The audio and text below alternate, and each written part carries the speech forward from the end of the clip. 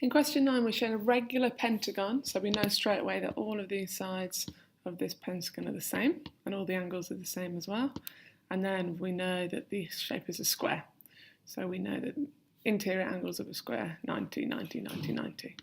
Work out the sides of angle DCF. DCF is this angle here.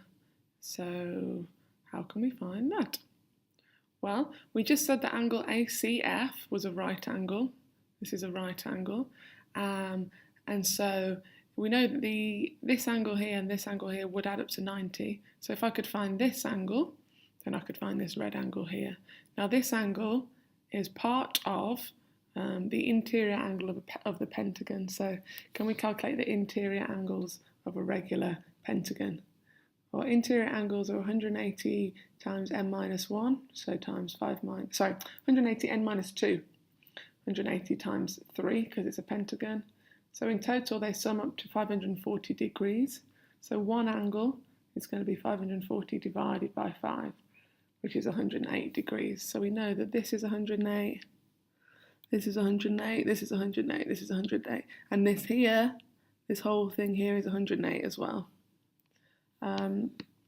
If we look at ABC, what type of shape is ABC? Well, it's a triangle, and because BA and BC are the same size, it's an isosceles triangle. So we know that this angle at A and this angle in here at C are the same size. So all I'm thinking at the moment is I'm trying to get closer and closer to this red one. So if I knew this one and I knew this one, then I could find this red one. So if we call this one, let's call this little a. Little a is equal to 180, take away 108, because that angle is already accounted for, divided by 2, because this and this are going to be the same base angles of an isosceles triangle. So little angle A is going to be 36 degrees. Okay. If we know that A is 36 degrees, if we call this B, then we know that A plus B equal to 108.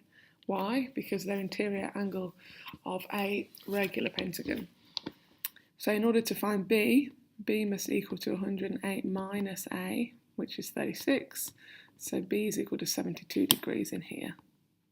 And then in order to find, let's call this C, the angle that we want to get to, we know that B plus C is equal to 90 because it's interior angle of a square.